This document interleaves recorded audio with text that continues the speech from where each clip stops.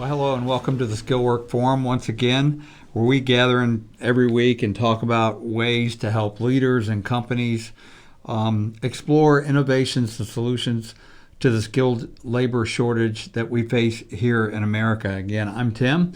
My partner is Brett. We're from Skillwork here, and today we're going to be talking about the final installment in our series that we've had going. And today the topic and the series is really about what's the cost of not changing. Mm-hmm. So when we continue doing things down a certain path and we fail to change, oftentimes we fail to change until the pain of not changing gets sufficient enough to cause us. So the cost of not changing. And today we're going to talk about workplace safety. And that's a big issue for a lot of the companies we work with and the domains that we work with in construction and manufacturing specifically. A lot of focus, very critical for these industries. So we all know out there that a lot of factors influence safety. I mean, a lot of things, and we kind of get them drilled into our head.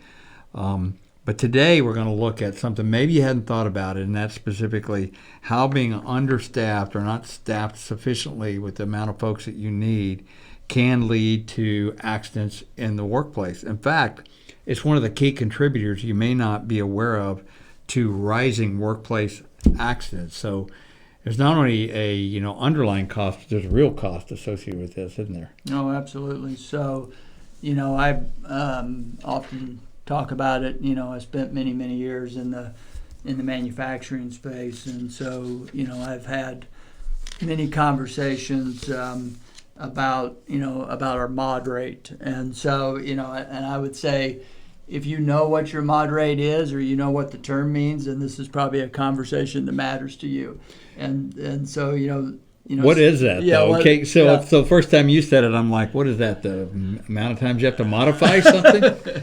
Well, simply speaking, the more work comp incidents that a company has, the higher your mod rate, and hence the higher your work comp costs. Gotcha. Everything is based.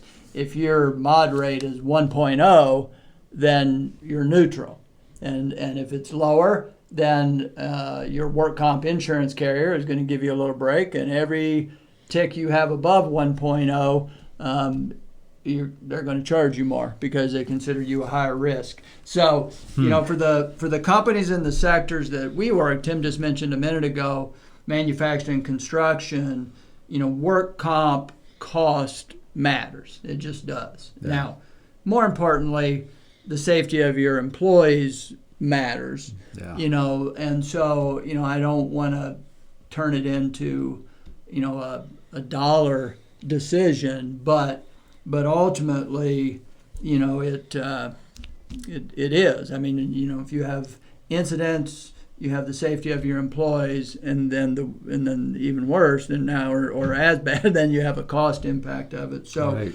So while many companies rightfully put a lot of emphasis on safety, it's very unlikely in today's age, and has been for years. Almost every company has a safety director. They have safety teams. They have safety training. But being adequately staffed, and not just adequately staffed, but staffed with experience, with people with the right talent, has to be part of the conversation. You can do you can have all the safety directors you want and all these other things.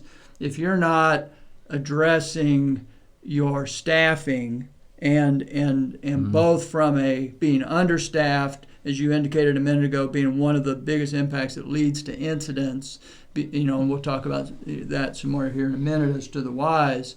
They're kind of obvious, but then also not having the right staff, having very inexperienced staff is a very known. The incident rate goes way up in those situations. So I think several of the companies that we work with recognize, that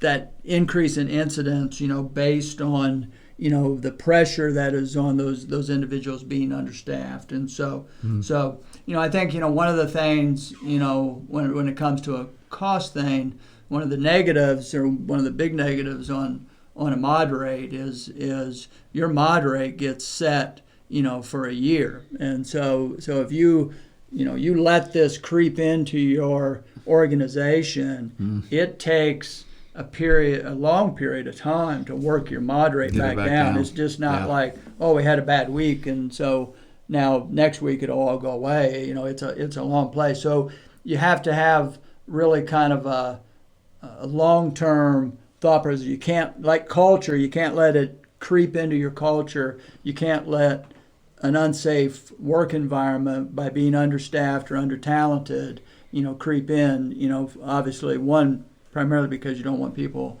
getting hurt, but two, you don't want to drive your costs. So.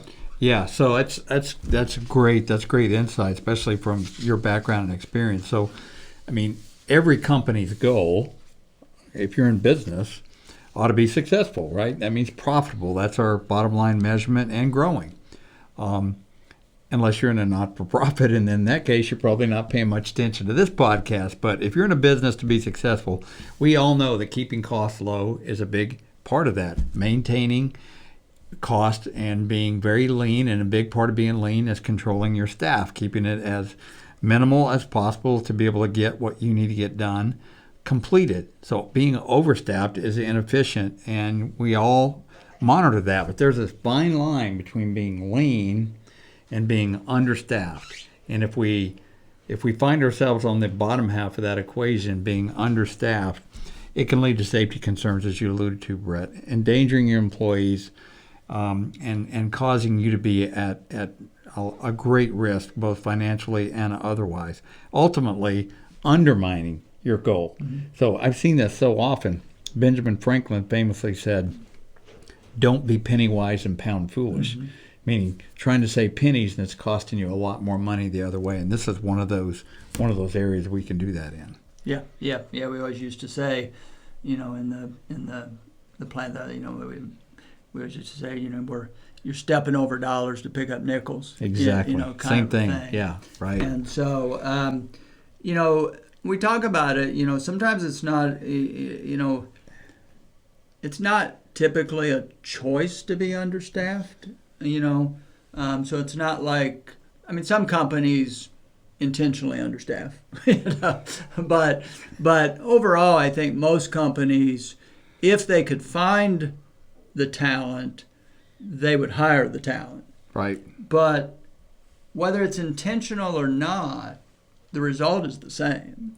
And so I think as business leaders, we talked about it in a previous podcast, recognizing the issue and then knowing that it can impact the safety of your employees, but then not doing anything to solve it, doesn't suddenly make it go away or make it okay. Yeah, it actually exacerbates the problem. So what are some ways that this theory that we've thrown out there that probably resonates with many of you, being understaffed, how does that undermine safety at your facility? Well, we'll go through some of the things. Maybe some of them you recognize, some of them you don't. But just one by one, here are the ways that being understaffed can impact your safety, your accident rate at your facility. First one is that monitoring and controls that you put in place are reduced. So we spend a lot of time and energy putting these monitors and controls in place to assess our workplace safety.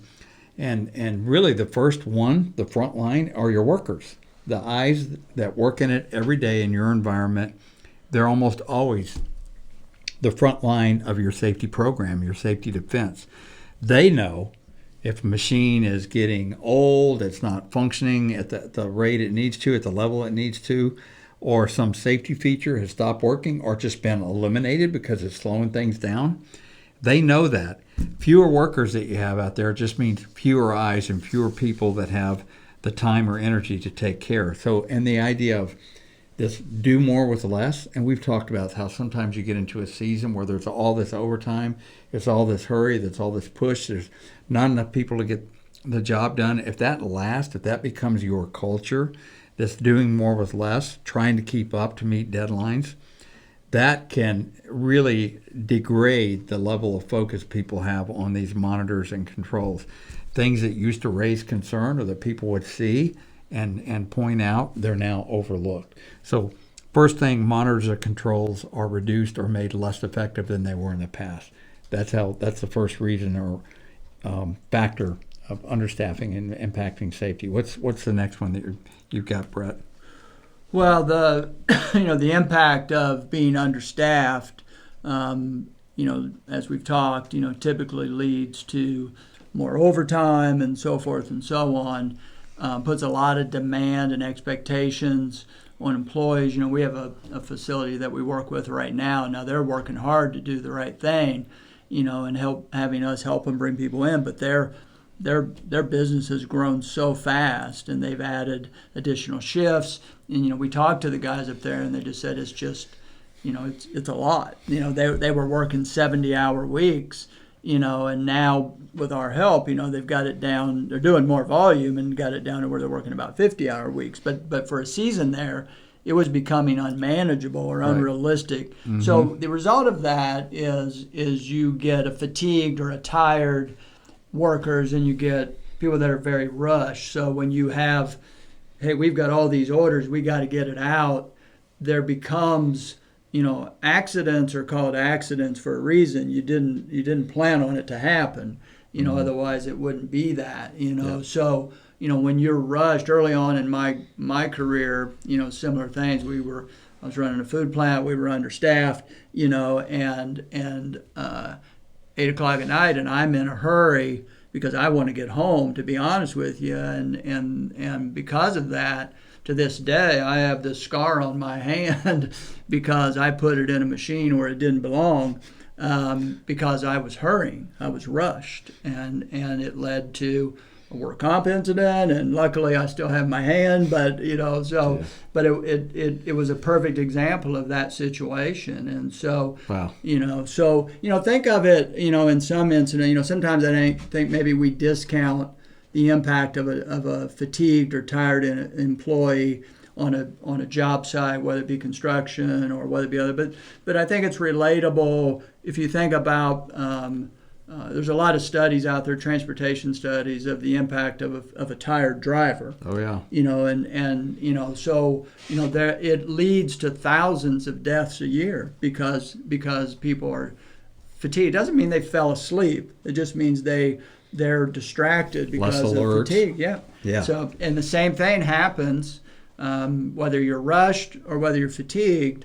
It leads to a much, much higher potential to get in an accident. Yeah, just start ignoring things like just safe procedures on how to lift things, or spills that used to be cleaned up. I don't have time to do that right now. So the next guy comes along, trips, flips, falls. So just basic things like that happen when people are fatigued and rushed.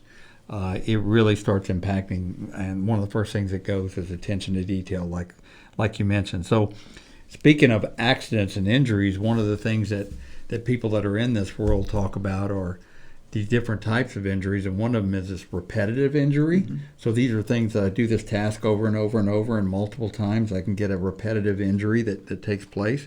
So if I'm working more hours, more time, I'm doing that repetitive task more and more time, more frequently and faster, it takes a real physical toll. So you have these, kind of what you were alluding to, these sudden injury causing accidents, but repetitive are the ones that really cost long-term impacts and cause people to be out of work for a long period of time, because oftentimes those things require surgery, multiple time, or a lot of time off work, and sometimes they got to change jobs. They don't even get to come back. So repetitive injury, essentially you're wearing down. I mean, these are like machines.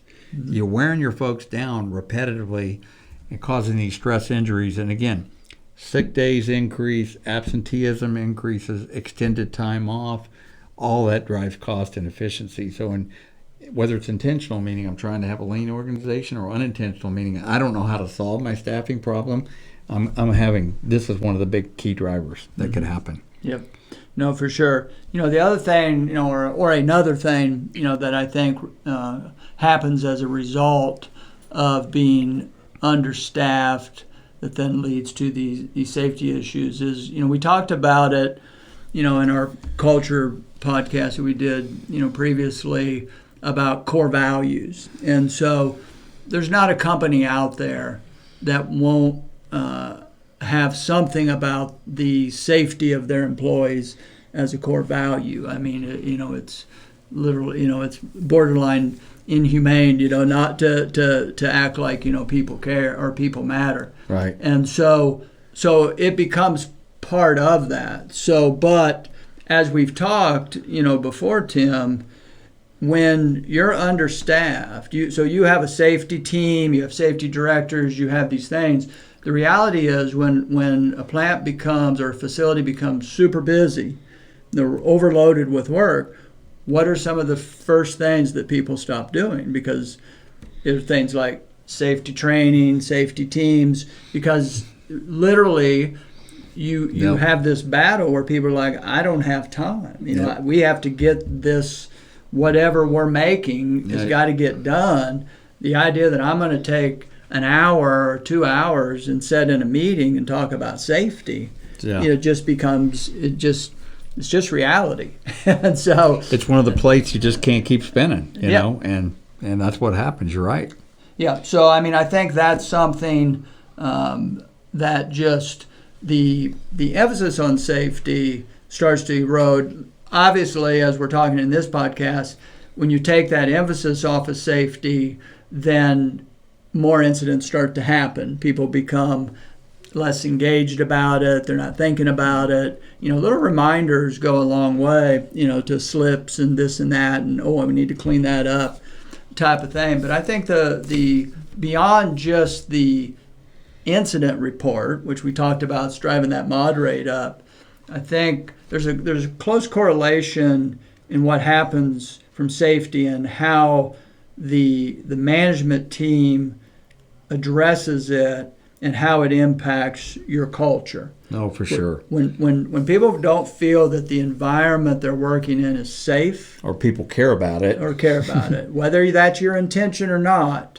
it will erode your culture very quickly and lead to more accidents. What I've seen too, in my prior life and prior to this, I was about 25 years in the Navy, and safety is a big deal out there. It's a very dangerous environment when you're on ships at sea.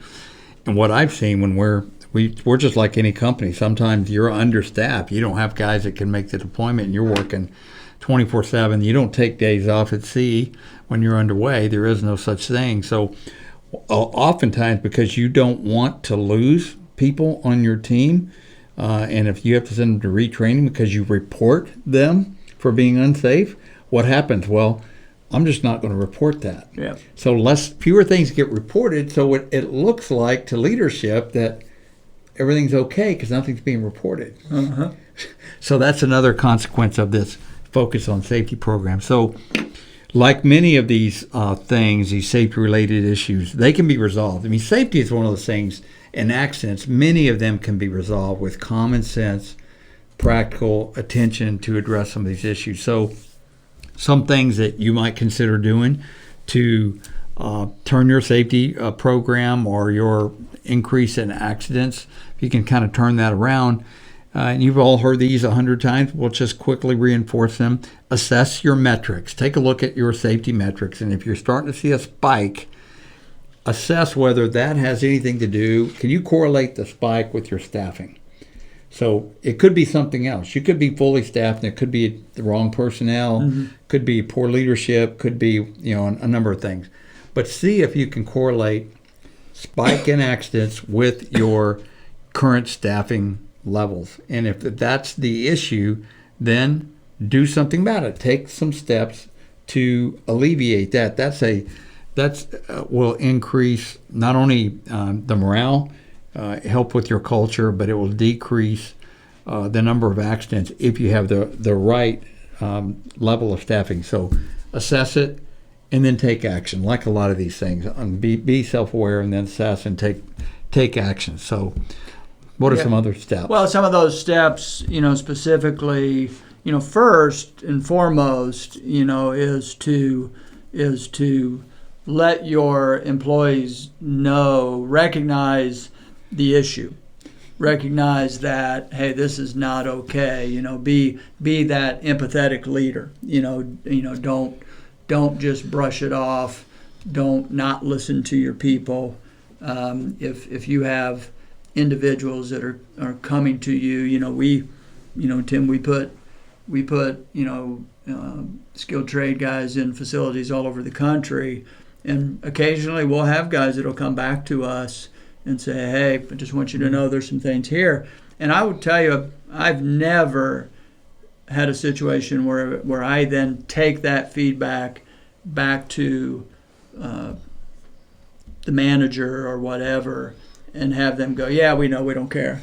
They're always like, thanks for letting us know. Those are the kinds of things we need to be aware of. But having that, I think, is a big piece. With that, specific to some of those, so if you're understaffed, you need to use all the traditional methods you can, but then also look at innovative ways to solve this issue. The cost impact for your culture and your safety is very tightly tied to how your facility is staffed. Now, if you say, okay, you've convinced us, we're going to go find a temporary company, we're going to find a supplemental labor company, and we're going to get ourselves more properly staffed because we know the impact. I guess the only additional caution I would put on that is I'll pick on my friends in the temporary staffing world who oftentimes just kind of throw bodies at problems, and that probably isn't going to help you. Matter of fact, it might make your problem worse, because you bring in poorly trained people who don't have any experience, and it's going to hurt you. Obviously, without getting into the details of what we do at Skillwork, but that's why we have, we're a supplemental labor company, we're not a temp agency, and we do an extensive vetting to make sure that we're getting you people who come in already experienced in talent, which will reduce, that is a high risk pool, those new employees, especially if they have no experience. Yeah, for sure. And we're strong proponents in safety training, and in another podcast we talk about part of our deal is we really seek to understand your culture and your safety needs there, and we make sure that we get the right people that can enter into your environment with that attitude that safety is critical, safety is important. So all of this to say, listen, there are a lot of impacts to your organization, cost impacts. Today, in this final piece of the 6-part series, we talked about safety, your people, and accidents. And there's a fine line between being lean and being understaffed, and the consequences that can be significant to your bottom line. Understaffed workplace can directly cause workplace accidents. It's a fact that's been established time and again. So as you mentioned, Brett, augmenting your workforce might be the solution, short term or maybe even longer term. Mm-hmm. No, for sure. I would almost encourage companies. We talk to companies.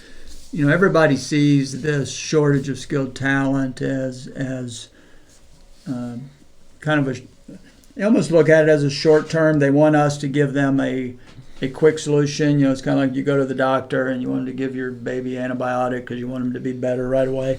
And so the reality is sometimes that's not the best. And we really encourage companies, we didn't get into this shortage of talent overnight. We're not going to get out of it overnight. Yeah. So we can have an immediate impact, but then it's going to take a period of time. You partner, and over time, you're all of these things we're talking about, safety and culture and whatnot, it keeps your organization healthy, which a healthy organization has a healthy bottom line. For sure.